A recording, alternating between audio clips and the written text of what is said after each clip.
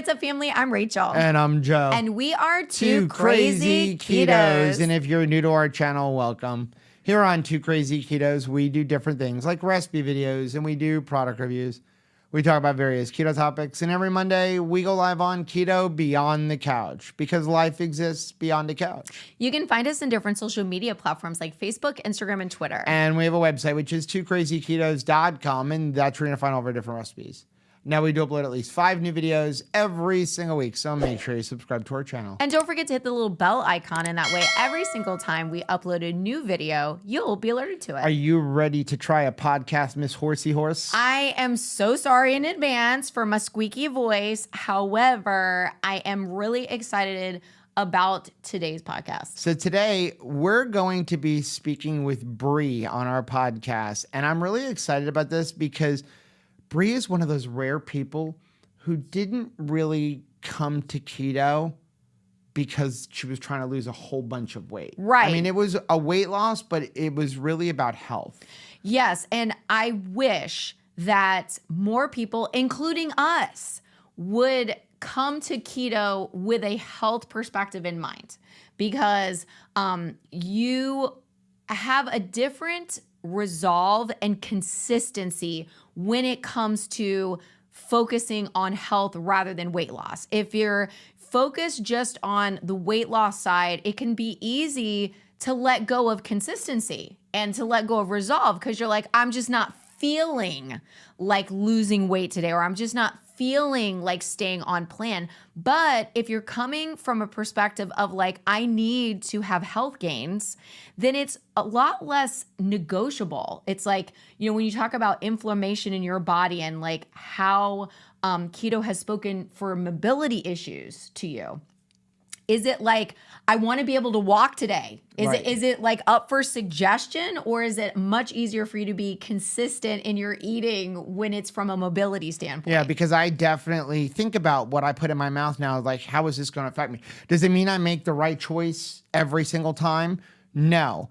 But it definitely stops a lot of bad choices. Yeah. Because I have to start weighing out, like, is it worth it? Like, if I eat that, and it's always a keto-friendly thing, but still, like, if I eat something with like 4 ounces of heavy whipping cream, am I going to get the satisfaction that's going to be worth that my stomach is going to be jacked up for the next 12 hours? Oh, absolutely. Yeah.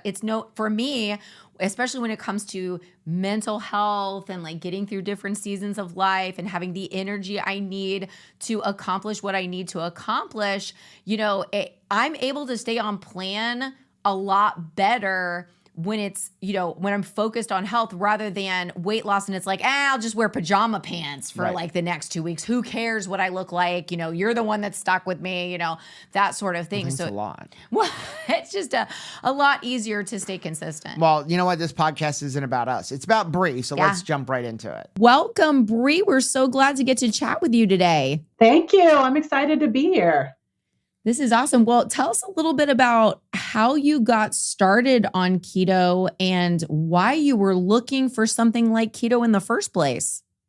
Absolutely. Well, first, a little bit about my background. I was a music major in college, music and business, and I'm a vocalist. And I was thinking about your voice, you know, because us vocalists, we try to protect our voice. And I was like, you know, normally I would recommend like tea and honey, but obviously with keto, can't do that. So I was like, maybe tea and lemon would help. Awesome. But yeah, try it. It's really good. Or just even like hot water and lemon will help your voice a lot. Or of course, salt water. We all love salt as ketos. So as far as like how I ended up going keto, you know, I grew up in the 80s. And when I was kind of thinking about my background and how like diet wise I ended up with, you know, on keto, you know, I think about in the 80s, it was all about do a lot of aerobics and, you know, eat low fat and all of that stuff. And of course, I succumbed to a lot of that. And so, you know, throughout the years, it was always like the different diets and all that, just trying to keep my weight just on an even keel. I mean, I guess I'm officially by the standards considered to be overweight, not obese, but I've kind of kept my weight within like the 150 to 185 range for almost my entire life. And I would say that the thing that really changed things for me is when I was 29-ish, I was diagnosed with ulcerative colitis. So my dad had ulcerative colitis and he got part of his colon removed. He got I think he was around 25.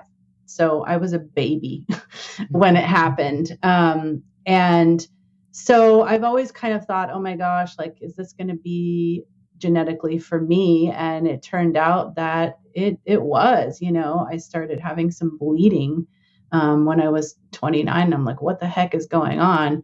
And ended up being diagnosed. And it was pretty minor until I had my kids. So I had my first kid at 31, my second kid at 36, and it was great while I was pregnant. But after that, oh my gosh, like things just flared up like crazy. By the time my first daughter was 7 months, I was in the hospital because I had zero energy. I couldn't get off the couch. I was, going to the bathroom 30 times a day. It was awful. So I kind of have been up and down with that for the past, well, about from 2003 to 2013, I'd say I was very much up and down with that, in and out of the hospital a few times. One time I spent like a total of 13 days in the hospital when my daughter was 2.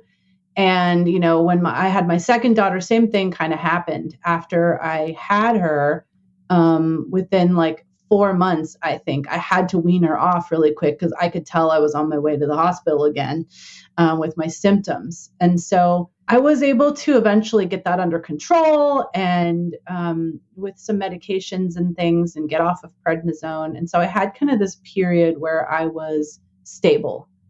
And in the meantime, weight up and down, all that, you're on prednisone. So you like blow up like a balloon. And then, you work on it. Like after my second daughter, I went to Weight Watchers.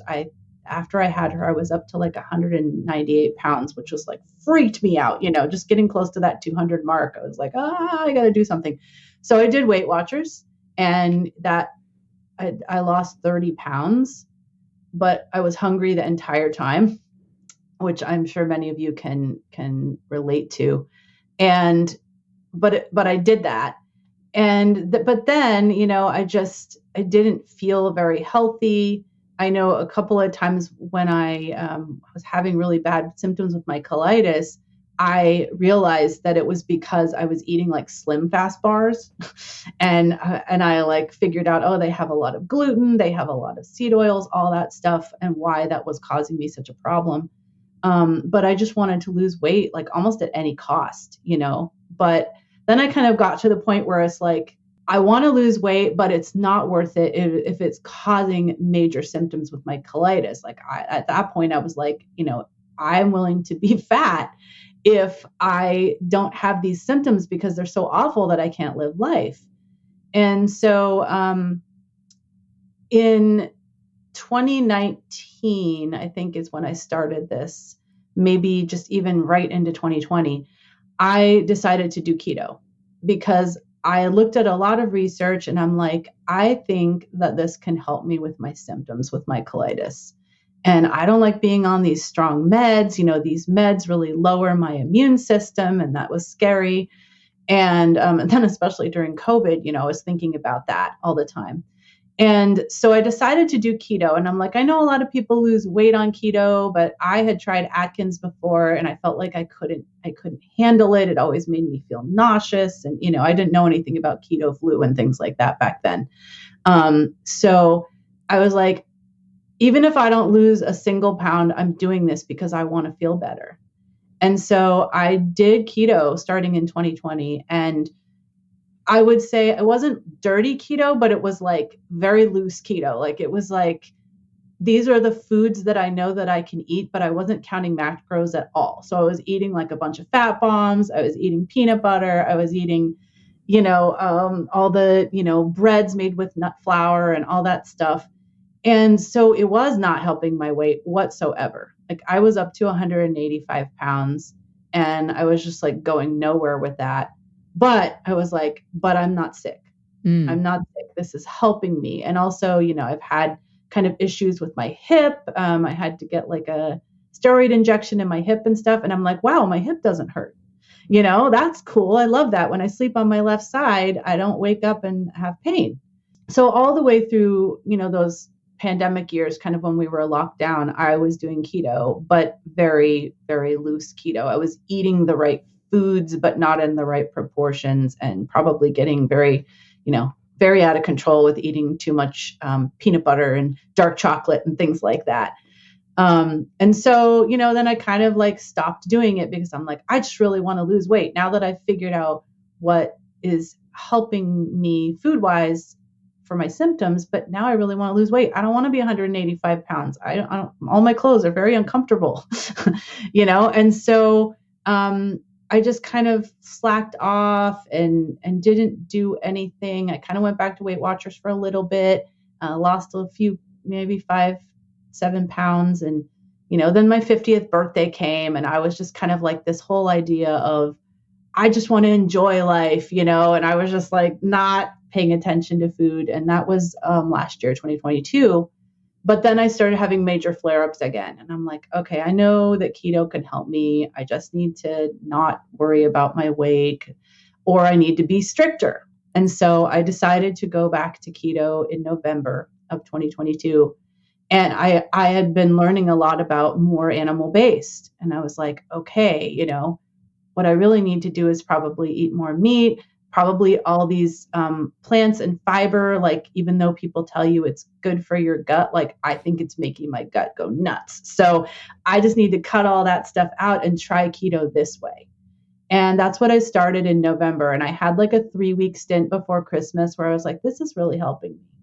And I could tell like I lost a lot of water weight and I was just feeling a lot better. And then of course I took a couple weeks out for Christmas, just to have, fun with my kids and my family. And then I went pretty darn strict as of January of this year. And so it's been 3 months now and I'm feeling really good. I've now officially lost a full 10 pounds, which I used to think was nothing, like not a big deal. But when I think about, well, I only have 30 pounds from when I started to lose, to be in that zone where they would say like, you're no longer considered overweight. Because I've always been at the top of that level because I'm pretty darn big boned.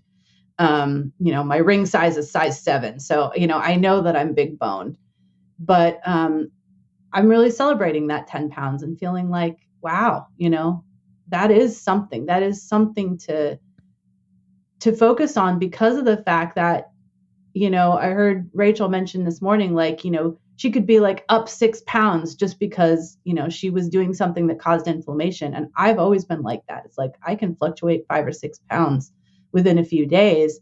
But with what I'm doing now, I don't. I stay within like a 2 pound range. So I know that weight loss is real and it's going to last. So that's kind of where I'm at now. I know, long story, but I love listening to podcasts where people tell their story because it's so inspiring to me. Like, I feel like I never get enough of that. There's so much to unpack there. I'm excited about this. I mean, I was excited coming into this podcast, but after listening to your brief story there, it's like everything that we talk about, because like you talk about sharing your story, we started our channel and we talk about like, oh, it was a little bit of a joke, but then we really got serious of it after going to KetoCon in 2019 and realizing like we need community in the keto space.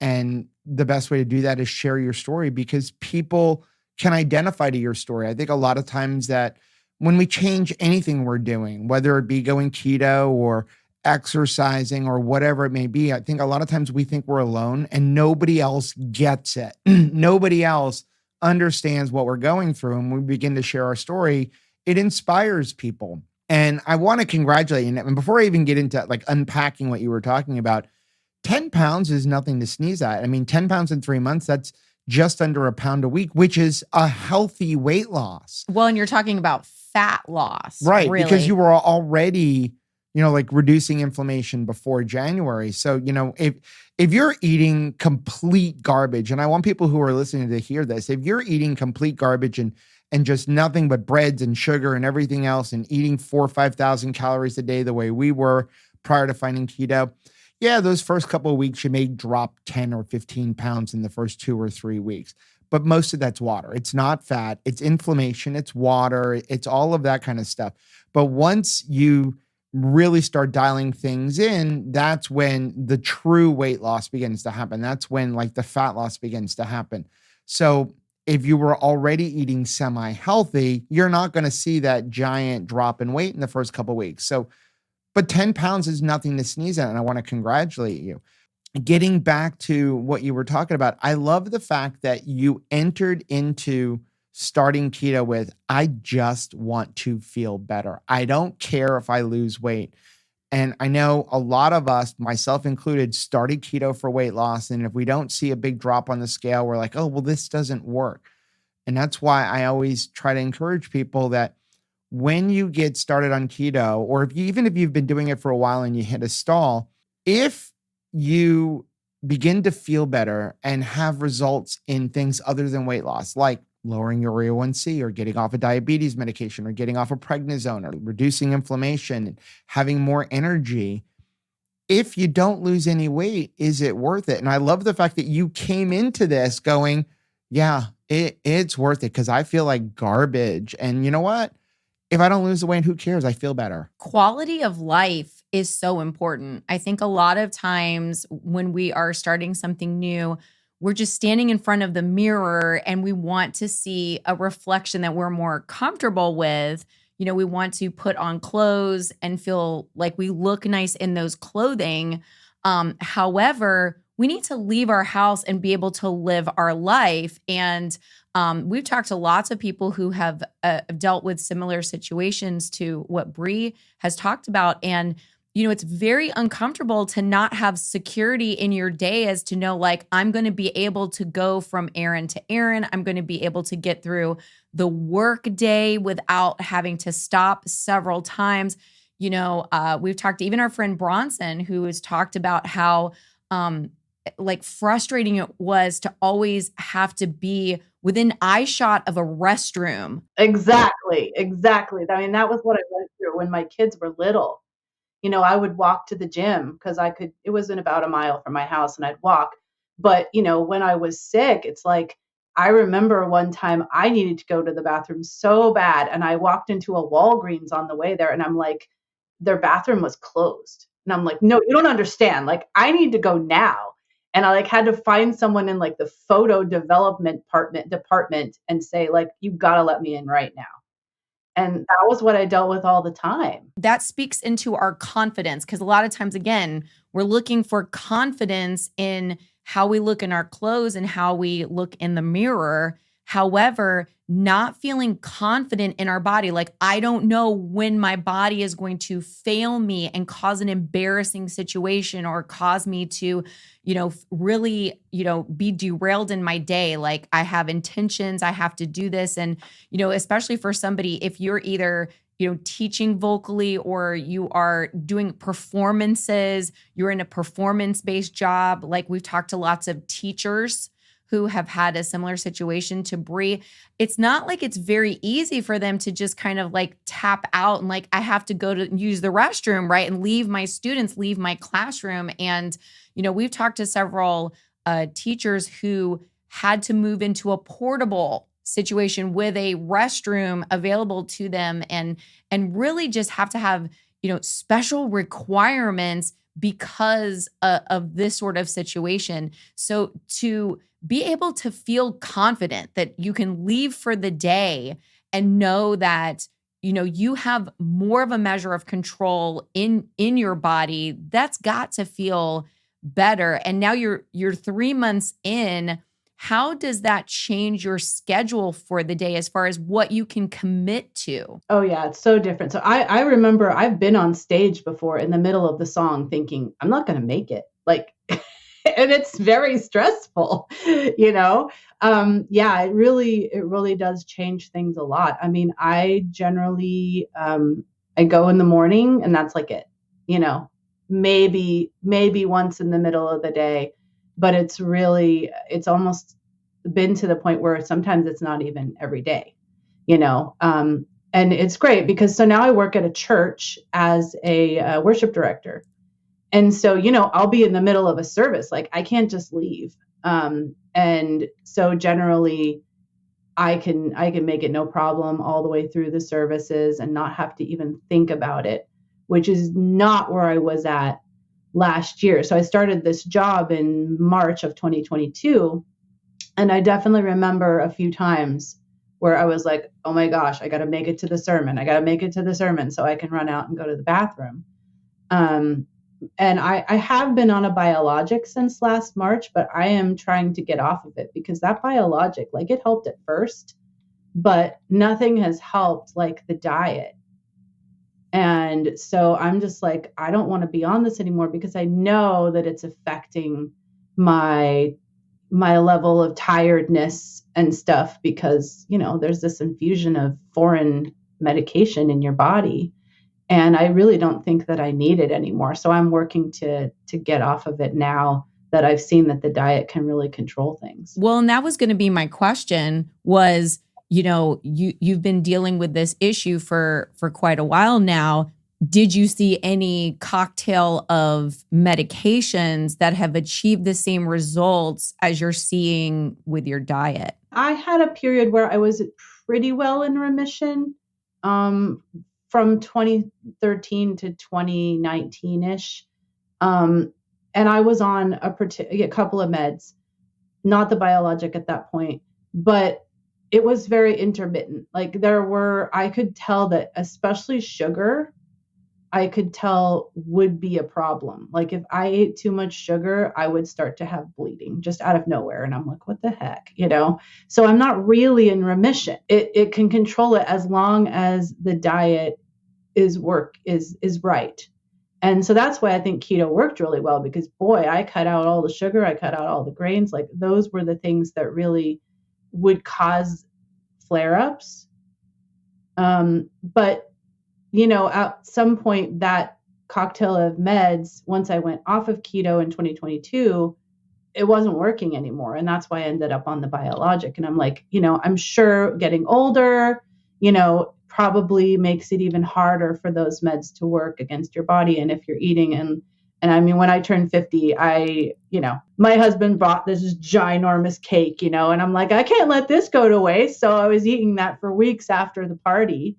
And I'm sure that just threw my system for a loop. So let's go back to when you found keto. You described it as it wasn't clean or dirty or I like the word you used. I think was loose.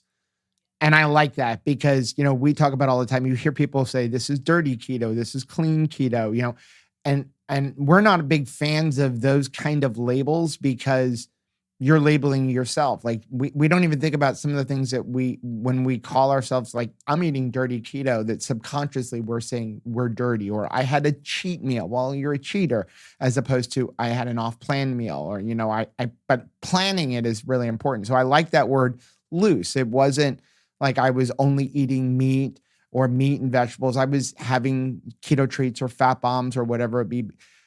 You were having results as far as feeling better, but not having results on the scale. But that's still a positive thing, as you said. And I really like that. And I think sometimes people will say like, well, I'm eating keto and I'm not having results. And it's a matter of just figuring out, okay, well, what are we eating?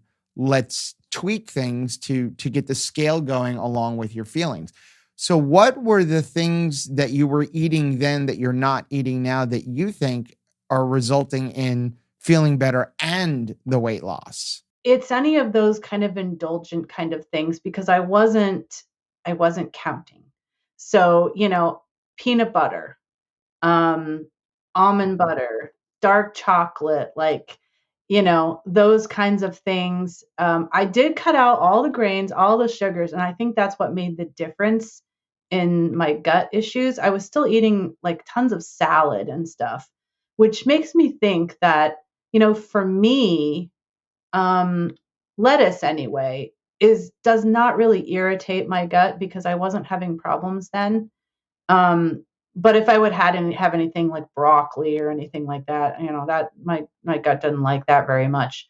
But I think it was really the things that like can cause us to binge a little bit, because I have a few binge tendency. I wouldn't say I'm like a binge eater, but I definitely, if I find something I like, I can always rationalize why I can eat more of it. When you guys talk about net carbs and stuff and how it helps us rationalize things, I was definitely doing that. And just, fat bombs, um, dark chocolate, peanut butter. Those were probably the big ones for me.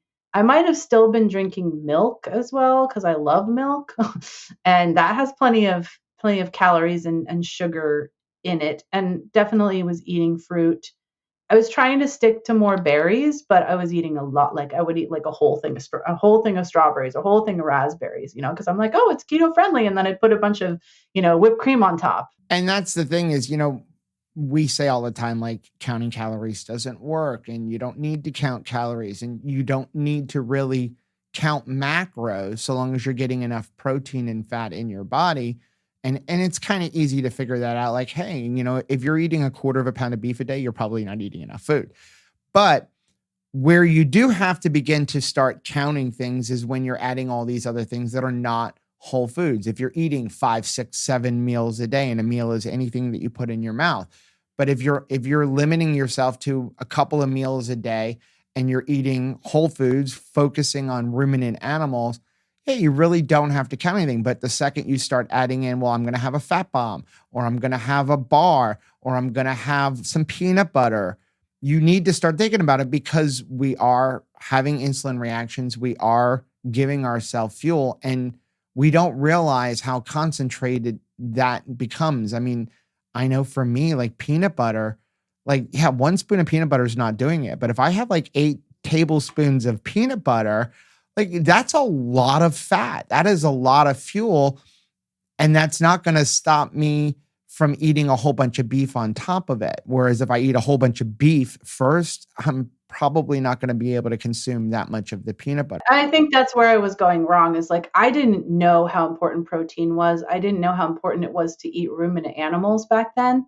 And so I certainly was not eating enough protein. I wasn't eating enough eggs. I wasn't eating enough beef or anything like that.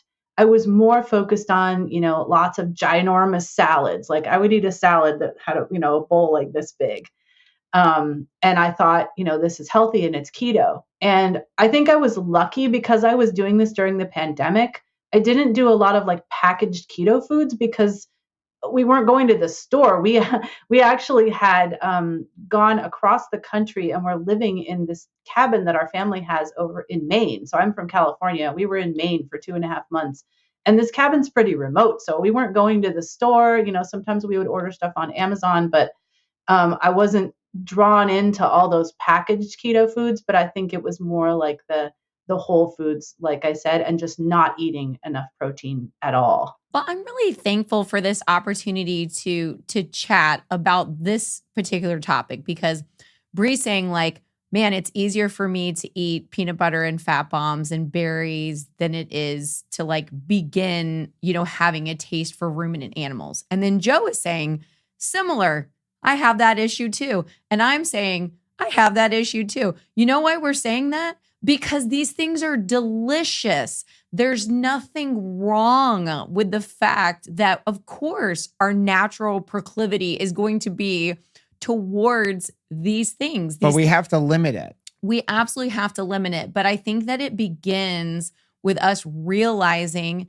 that we could fall prey to it, and it's very natural to like these things. I think sometimes we believe that if we were just, I don't know, correct human beings, that we will just want to at some point reach for the meat first and not want the peanut butter first or not want the berries first. But honestly, I meet more people who struggle with how much peanut butter should I eat or how many berries and what is the proper ratio for that. Then I meet people who are like, all I want is meat and I never want to reach for those other things. So I think it's really nice for our audience to hear, hey, if you have a trouble with berries and nuts and fat bombs, you're not alone. In fact, you're the normal person, and everybody else that maybe is like, I just want to wake up and only have beef and salt is probably more of the rare person. Yeah. And the thing is again, there's nothing wrong with having those things so long as we put a limitation. And as we introduce things, even things that are keto friendly, like strawberries or blueberries or peanut butter, that's where we have to begin to count something, at minimum, the carbohydrates and total carbohydrates, as you said, not net carbohydrates, because we begin to justify things. And that's where you end up with carb creep. So if you're only eating meat and even some veggies, so long as you're not eating starchy veggies, you don't really have to count as much because you're not going to eat that many carbohydrates. But you can't eat 5 NOLA bars and then be like, I'm staying keto. Well, we also just ate, even if you went net carbs, like 35 net carbs, and if you went total carbs, it's ridiculous. So the key is, if you're going to have that stuff, it should be a minimal thing and focus on the meat first. I like what our friend Abby says, like meat before treats. Like, you want to have a little keto friendly treat, even a bowl of strawberries with heavy whipping cream, eat all your meat first, then see how many strawberries you can eat. Because I know I can eat a whole pint of strawberries and then probably eat a bunch of meat. But if I eat a whole bunch of meat, I'm not getting a pint of strawberries in. It doesn't work that way. So it sounds like you are doing amazing, Bree, and you've got your why is very clear out in front of you. Your why is, I want to enjoy my life every single day. My quality of life is very important. And my side benefit is I'm looking more beautiful every single day, like better and better. But is there something that you continue to struggle with, or something that you're looking to work on? Yeah, I mean, I think it is that variety, figuring out what I can include that's not going to cause me to go off the rails. When I started this in January, I would basically, as Ken Berry would say, like I was carnivore flex. So I was because I knew that was what I had done wrong before, for me anyway. I was focused on all the animal stuff. So, I was only doing meats and seafood and butter and cream and eggs. And that was basically what I was doing for a while. But then I was like, okay, that's cool. But I know that in order for me to make this work long term, and I know I've heard you guys say this too, like I need to have a little more variety than this. Mm-hmm. And there's nothing wrong with that. Yeah. Yeah. And so that's kind of what I've been trying to experiment with. Like, what can I add that is not going to mess me up, and, add more variety and make it feel like I could do this forever. And, so I've been experimenting with, adding a little strawberries, I've been making these pork panko pancake thingies, and they're actually really good. And I would eat those with some strawberries on top, and a little whipped cream or something. Just something, I feel like I just need some different textures. You know what I mean? Because you miss that texture of breads or of, I don't know, just baked goods in general. At least for me, I think I miss that texture. But I can tell you one thing that has really helped that I did start introducing after a while was the keto chow ice cream thing that you guys do with the butter, because I had a creamy, I got one for Christmas, and I was like, oh my gosh, I was afraid I wasn't going to be able to use my creamy when I was on this, or it was going to have to be all heavy cream. And sometimes that's just way too rich for me. And so once I figured out about the keto chow thing, I'm like, I love this. It's a different texture. I love the texture of ice cream. And so I've just been experimenting with that, but just making sure I don't eat too much, I could eat a whole pint, but I'm like, I should not eat a whole pint. So I'll eat a half. That's really good. And again, whatever you're doing to kind of gain some personal data, you're finding out what works for you. This is not a waste of your time, whether you're like, whoa, that did not work, or you're like, oh, okay, I like that. That is an investment in you, and you are going to be with Bree forever. Might as well like her, might as well enjoy learning new things about her, because you're going to be with you forever. And so you're collecting data. It's not it's not a waste of your time or energy. It's actually really important for you to do that. But then once you've collected the, new information, don't ignore it. So once you're like, okay, that didn't work, call that out. It didn't work. So don't try to continue forcing something that doesn't work. I think sometimes I'm like, all right, I have really bad trouble with nuts. I should not bring in a canister of nuts. I don't do as well as that with that as I do with individual packets of nuts, because I know it's not okay to open up 5 packets of nuts and eat them. But a canister of nuts, I will eat the entire canister. So sometimes I think to myself, well, it's expensive for me to buy them in these single servings, so I'll just go ahead and buy them in the canister again. No, Rachel, we've already learned that lesson. We need to go ahead and invest the money to buy them in individual servings, because that is where Rachel will be the most successful. And the thing about investing the money is you're saying like, yeah, so buying a big container of nuts may be $5, but buying the same amount volume wise of nuts in individual packs may be $10. But what that does is that helps you not eat as many, because you're like, well, this is costing me more money. And it's funny, I do that with soda. Like if I buy a 2-liter bottle of soda, well, that's like $2, but I'm going to drink that entire 2-liter bottle. But if I buy the 16-ounce bottles and say you can have one, well, each one of those 16-ounce bottles is $1 if you don't get them on sale. I'm like, well, if 6 of these equals that 2-liter bottle, but that would be $6. So I'm only going to have one. But I don't want people to miss what Bree said here with regards to what's working for her. Because I think you get onto forums, you get into Facebook groups. Is forums still a thing? No, I think you're too old. That's just me dating myself, like Yes. forums, right? Yeah. But you see people be like, if you're not eating carnivore or if you're not eating the lion diet, you're not doing it properly. And we've said over and over again, as Bree mentioned, for me, that's not sustainable. And if it's not sustainable, it's not what's right for you. Whether or not it's the healthiest thing or not, that has nothing to do with it. It has to do with sustainability, because if I can't sustain it, I'm not going to stay here and then I'm not going to be healthy anyway. So you have to find what is sustainable for you. And I can tell you one of the things that helped us is because we do have the proclivity where we want to have something sweet every once in a while. We want different textures.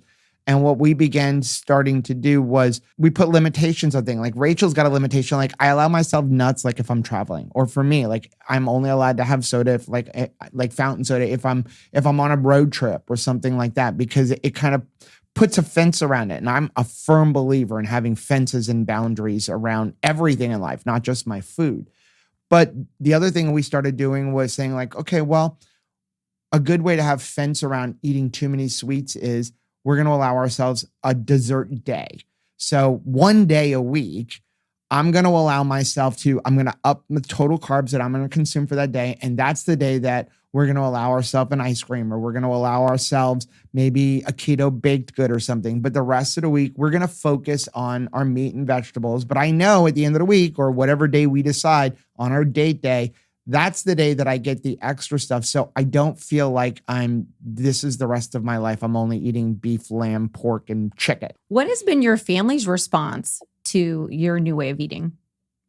Well, honestly, I got into more of this carnivore side of keto because of my mom. She was doing a lot of research for me, and also her husband is diabetic. And so he also has dementia. And so, she basically has to be entirely in control of his diet and all of his meds and all of that stuff. And she's like, I'm giving him like 12 meds a day. And so she started doing this research and she started mentioning this to me. She's watched Michaela Peterson and all that stuff. And I was like, okay, I'd be willing to try it. And because she was willing to try it with my stepdad and she was willing to do it herself, like we could do it together. And I knew that would be helpful because she's the one that buys. We live in a multi-generational house. We moved in together a couple of years ago. And so she's the one that does the grocery shopping. And so I was like, I think I could do this if she's the one doing the grocery shopping, because my husband and I are working and she's kind of like, I'm taking on She calls herself like the villa manager. So she does all the, the grocery shopping and cleaning and like a lot of that stuff too. And we go out and make the money. And so it's a great way that things work. But I knew that if she was at the store, then she would only buy the things that she knew that we should have and not buy things we shouldn't have, unless, my husband or my kids requested it. And so because of that, I knew that I could be more successful in trying this. And so that has gone really well. We've been able to get my stepdad off of half all of his blood pressure medications. Wow. She took him entirely off of metformin, and his blood sugars are, 80 to 90 most of the time, which is incredible for someone. And I think his A1C went down from like 7.2 to, we just tested it, it's at 5.6. Wow. So yeah, so and that's, 3 months. He's been on it as long as I have, since January 1st. And so, that's been great to have that support. Oh, of course, my husband thinks I'm a little nuts. He doesn't understand, of course, fiber is good for you. And he's still kind of a little indoctrinated by that, Raisin Bran, that's something I should have. He went out and bought 4 boxes of Raisin Bran the other day because he's like, I need to up my fiber and stuff. And I'm like, okay, it's hard for me to say anything. And of course, my kids, my daughter's in college. She comes home. She's like, what happened to our pantry? Like, where's all of our snacks? I forgot to buy it. The villa manager. When you come home for the summer, you can just have your own shelf where you have the things that you want. I think that a lot of us would benefit from a villa manager. I love that so much because, a lot of times, we get into the grocery store with really great intentions and then our cravings take over and our eyes are very stimulated by all of the beautiful visual things in the grocery store. I mean, we forget how much money and effort is put into merchandising, right? I mean, there's just so much. So it's like it's really the odds are stacked against us when it comes to walking into the grocery store if you do not have a plan. And your mom having such a strong why, coupled with the fact that she's already having such amazing results as a caregiver. I mean, as a caregiver, you want to see forward momentum in the lives of those people that you are giving care to. And for her to have like such amazing wins with her husband, it's easy for her to stay on plan. It's easy for her to like go into battle in that grocery store and stick to the list. And so for anybody that's listening, you can leverage your own villa caregiver, villa manager by using things like Instacart, by using things like grocery store pickup, where it's kind of interesting that we're married because this was just going through my head. I'm like, if you struggle with picking things up off the end cap, use something like Instacart because that eliminates that temptation. You go into Instacart, and I know it costs more money, but sometimes it's worth it to put the money in to go, well, I need this, and somebody else goes and does it, and you never see the package of Oreos on the end cap. Well, you honestly wind up saving money because of all of the things you didn't need that you purchase, right? That's what I was thinking, totally. When I compare to like my mom buying the groceries now versus to when we used to buy them, I think, my husband's the type who wants to buy 2 of everything and because he's afraid we're going to run out. You know what I mean? That's me. Rachel asked me over the weekend, she was like, where do you think your food things come from? I'm like, you don't understand. Like, I need to know what's in the house. So it's like, if I have one package of this, it's like, my thing is everybody in the house is adults. If you're going to use it, replace it, or at least tell me that you used it, because like, I'm going to go to want it and then it's not going to be there. And then I'm going to be upset. So yeah, I have to have 2 and one of them gets hidden so that nobody else can find it. And it's funny because you said saving money, Rachel. I think about like our trips to Costco now, how different they are from 6 years ago. We used to have a thing on Sundays after church when we had the kids, like lunch was at Costco, go hit all the samples up. Right. But we bought every sample. But now we have to walk past like 90% of the samples in Costco, unless it's cheese or meat, we have to walk past it. And so we don't buy any of that stuff anymore. Right. And when we walked into Costco, we had no intention of buying things that were off the list. But again, it's being presented to you. Somebody's cooking it up. They're telling you all of the benefits. And it's funny now because we will walk past samples of things where the person that's giving away the samples is reading the script that the company has given and them. Rachel covers my mouth and says, walk away before you try to have an argument with her. Right, because they'll tout the benefits of this thing that's just so clearly not true. But when I want to buy like a candy bar, let's say, and you're telling me, but this candy bar makes you smarter.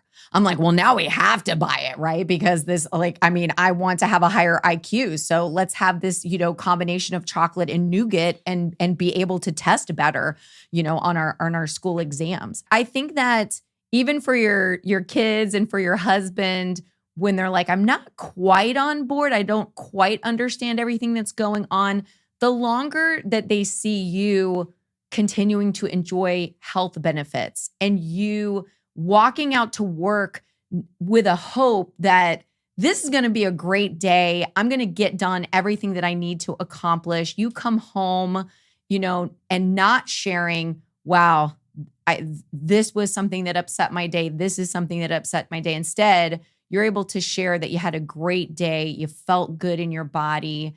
You had the consistency in health. I think that continues to just build a case for keto, at least for you, even if they don't, want to take on keto for themselves. They continue to support you in that because they love you and they want you to continue enjoying those health benefits. Yeah, I think they're totally supportive of me, but they think to themselves, well, but she's got colitis. So like this is a special diet for her, but this doesn't make sense for us. And what I hope over time is that they see is like, yeah, but this has these other side effects. Like, look at how much weight she's lost. And, like you said, look at her mood, look at her skin, like all those things. I hope those rub off. And then they're not just thinking, well, this is just a colitis diet. I would say just give it time. And because I even see, even though our children don't eat a keto way of eating, they've definitely shifted the way they eat. And it's taken 5 years. I mean, I see all of them, like Caleb and Anthony at home, like they pick up labels and they look at the labels. Now, are they still eating sugar and bread? Yes. But they kind of scan down and be like, well, there's 15 things in here that I can't even pronounce. Let me find something better. I look at our oldest, John Paul, and his wife, Michelle. I mean, though they're not 100% keto, they have definitely shifted their way of eating. That Michelle actually yesterday messaged Rachel and me like, I stopped here, I don't remember where it was, and ordered a burger with no bread because I've begun to realize that eating that bread with that burger doesn't make me feel good. And the baby doesn't like the milk as much. And so I think it rubs off. It just, sometimes it takes time. Well, and it's always so interesting as they're viewing it that it's like, in no other way would you treat such different situations with the same medication. So it's like they wouldn't be, giving your stepdad the same medicine that they would give you for colitis. And yet here you guys are eating similar food and your food is your medicine and it is speaking into various health concerns, very, very different, totally unrelated, different ages, different sexes. And yet it is providing some treatment for both of these things. So now that you're having these results, both medically as well as the weight, do you see yourself going off of keto? No, I don't. I like what you said though about, having a day. Like I think when I get to my goal weight or when I at least get to 150, which I feel like is that point where I'm like, I've been this once or twice in my life before and I felt good at this weight. Like, sure, I'd like to be thinner, but I also want to make sure to have a lot of muscle and stuff. But I think when I get there, I could think, okay, well, I can have one day a week where like you said, you get to have a little bit of extra indulgence or you get to have something a little bit different. And I think if you have that to look forward to, it's easier to keep the other days even keel. I really want people to hear what Bree said because I think that it is a very wise thing. And that is her saying, okay, I have a goal weight in mind. However, I want to make sure that I have muscle. Yeah. We need to hear that. That is wisdom, yo. If you are trying to get to a certain weight and you are like, I will do it at the expense of muscle, you've got something wrong. You need muscle. That muscle is going to speak to longevity. Talk about enjoying your life. You need muscle. Do not say like, I'm willing to toss out the muscle in order to get a certain weight on the scale, because you need that muscle. Yeah. And you're seeing that with people who are using these weight loss or diabetes drugs for weight loss. They're losing like 50% of their muscle mass. So yeah, the scale is giving them the number that they want, but at the sacrifice of like up to 50% of their muscle. So the second they go off of that, the muscle is what increases your metabolism. So now you've lost your muscle, you're going to gain all the way back. And again, for what? For a number on a scale. Let's look more at size. Who else sees the muscle? Who else sees the number on the scale? Well, we can lie about that. The muscle, everybody else. You know That's what I mean? right. Yeah. Yeah, you're absolutely right. I mean, that's just a powerful thing. But Bree's got a very healthy perspective. She's insightful. I know. Super wise. Bree, before we let you go, we always have 3 questions that we like to ask people who are on keto when they come on our podcast. So the first question we always like to ask is, when you first got started on keto, and you can either use when you first got started last year and you were having your loose keto, or when you started this January on a stricter form, what were you most afraid of? I think, and I know you mentioned this before, but for me, it was definitely giving up bread, because I am from San Francisco. And so sourdough bread is like one of the food groups, growing up as I did.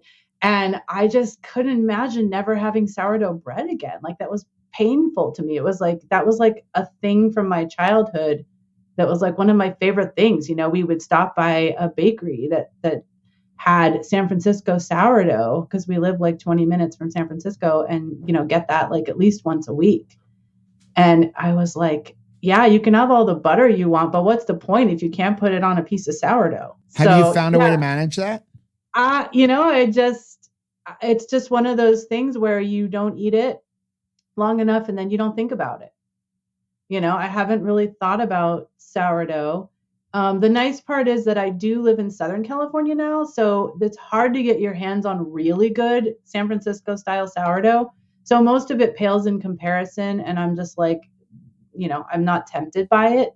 If I did go to San Francisco, it would be hard for me not to get some sourdough. So that might have to be like my, one day where I took a break, because I do love sourdough. And that is a fantastic standard to have. It's fine. I love when we were talking to Dr. Lenskis and saying like, okay, if you're somebody that like every single day of the week is eating a certain thing, if you can just wrap your mind of like, if you're doing it 7 days a week, could we do it 3 days a week? That would be a huge difference. And if you're like, okay, well, I'm doing this for very specific health reasons, so I'm going to have to be maybe stricter than somebody who is necessarily doing this for weight loss alone, I still may in the future at some point want a piece of sourdough bread. Okay, well, if I am in this place and I have a day where I'm in front of my very favorite restaurant in the world one time, like,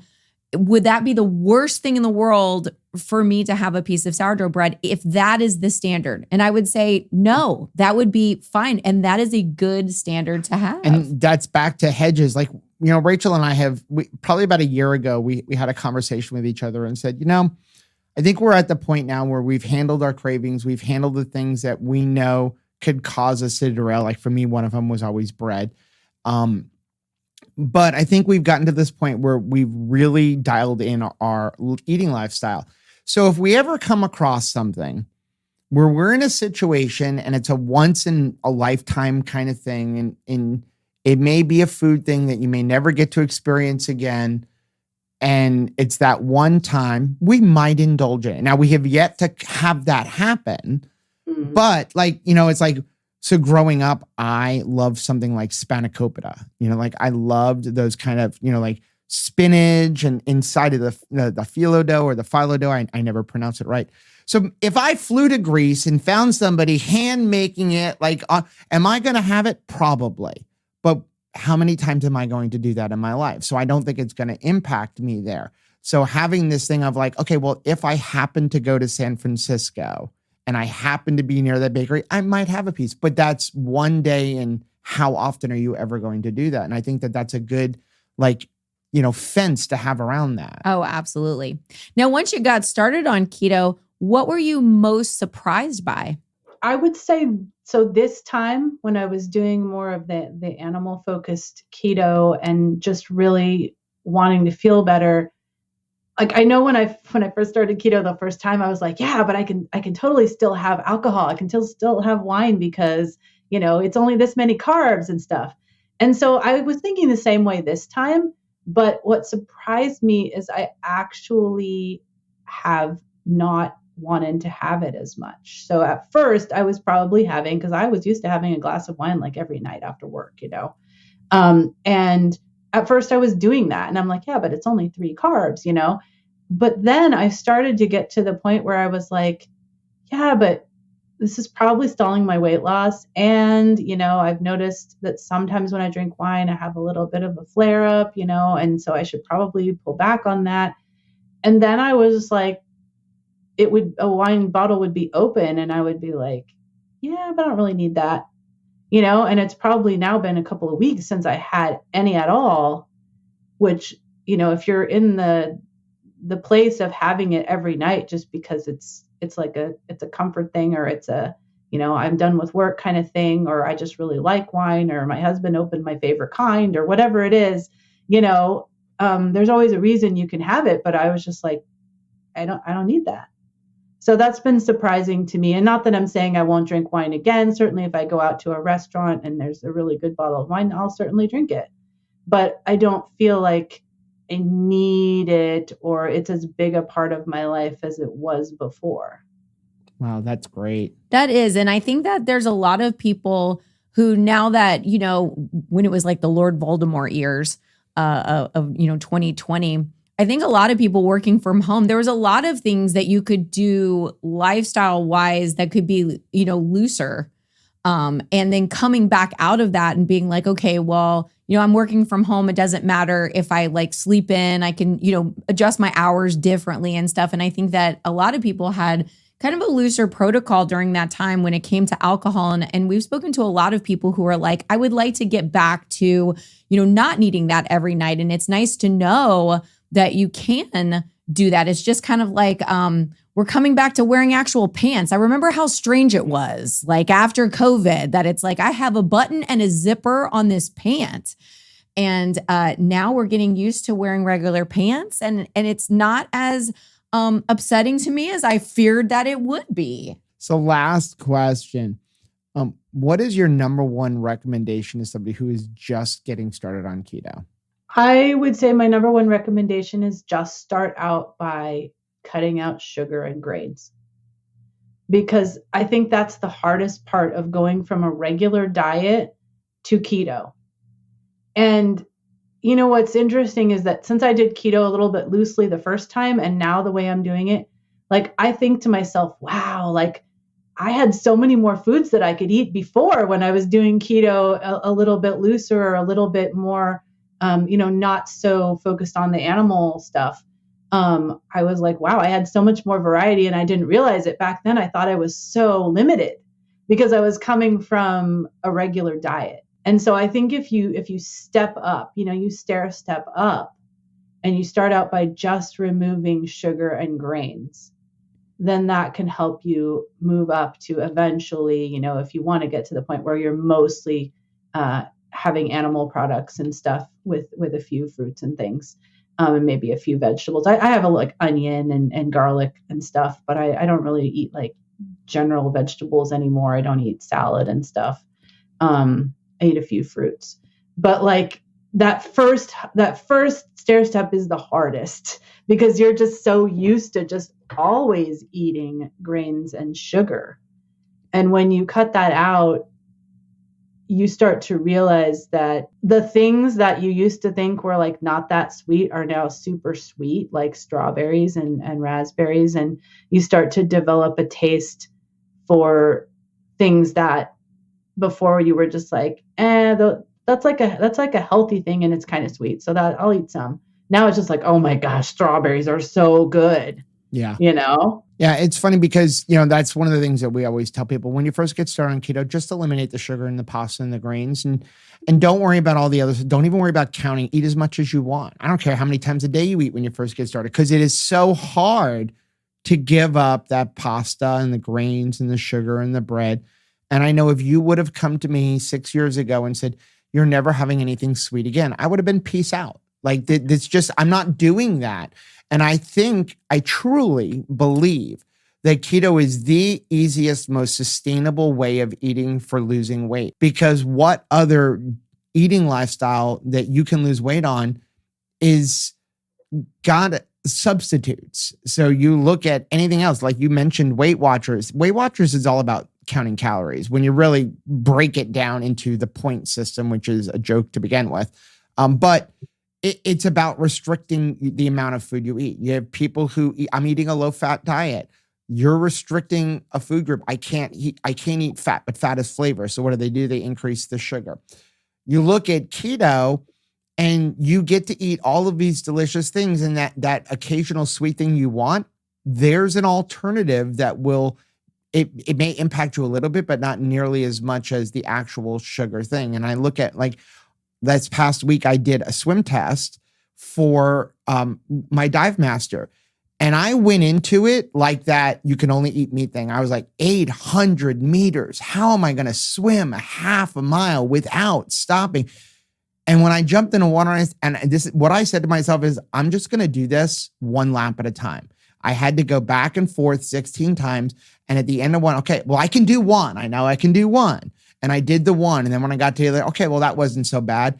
And then I got halfway. I'm like, okay, I'm halfway there. But jumping in the water originally, I was like, I don't think I can do 16, and I think we have to look at keto the same way. Don't jump in this and go, okay, the goal is that I have to only eat meat. No, figure out those stair steps, like you said. I think that it's brilliant because we only have enough mental real estate and energy to concentrate on a certain amount of things. We wrongly think that multitasking is an indicator of how intelligent we are. Like the more stuff that we can have our eye on means that like, boy, I'm like Einstein, right? But that is not true. We only have enough mental real estate and energy to focus on one thing at a time. And so if you are focused on, I'm just cutting out the sugar and the grains, and I go wholeheartedly towards that, then I am able to put all of my energy into just consistency in that one area.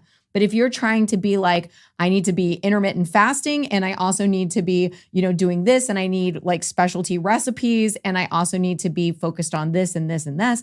I mean, you can really exhaust yourself very quickly. But if you just have your eyes on, don't eat meat. Don't eat meat. Don't eat meat. Don't eat what kind of diet grains. do you think this is? And don't eat sugar. Like then you can focus on that and have total clarity on the direction that you're heading. Yeah. Well, this has been an amazing podcast. Thank you so much for joining us, Bree. It's really been eye-opening even for me. Yeah. Oh, me too. I'm going to try to be more like Bree this week. That's the goal. Hey, I'm only 3 months in. You guys are 6 years in. So, but hey, you know what? You're always learning something. As an official for football and lacrosse, I always tell people the day I do a perfect game, I quit. That's right. Because I'm never going to be perfect. I'm never going to do a perfect game. My eating is 6 years in. My eating's not perfect. It never will be, but 90% is good enough. And we can learn from one another, which is why this community is so important. Wow, Bree is hired. Wow. Oh my goodness. Okay, so when we came into this podcast, we were thinking it's a lot easier to stay on plan and be consistent if you are focused on health. Well, now that you've heard Bree share her story, talk about her stepdad, what keto has done for health, I think that we were correct Right. in assuming that if you are focused on health rather than weight loss, it's easy to know why you want to stay doing the right thing. She's the poster child for what I always say, which is if you never lost another pound, but you reduced your inflammation, you lowered your A1C, you got off of your diabetes medication, you've got better blood pressure, maybe you've got better cholesterol, at least according to like doctors like Dr. Barry, not maybe like some of the anti-keto doctors. Right. But if you experience all those things, but you don't lose any weight, is it worth it? And for her, the answer is yes. And for a lot of us, we have to think for a second. And I like the fact that she like very early on was like, I'm not losing weight, but I feel so much better. Well, and again, I think that helps you as far as not caring what other people think about how you are living your life. Because if you had an experience like Bree where you never were really confident that you were going to be able to get through your day, get through your work without feeling like you need to go to the bathroom many times. You were always frantic when you weren't sure that there was a bathroom really close by. If you no longer have to worry about those things and you can enjoy a day with your mind off of that, if someone says to you, well, I don't like what you're eating and I don't get it, you're like, I don't care if you don't get it, right? I mean, you can let go of other people's opinions because you can enjoy all of your day now. So it's like, I'm not so concerned that Joe is not on board if, I am enjoying my day. Yeah.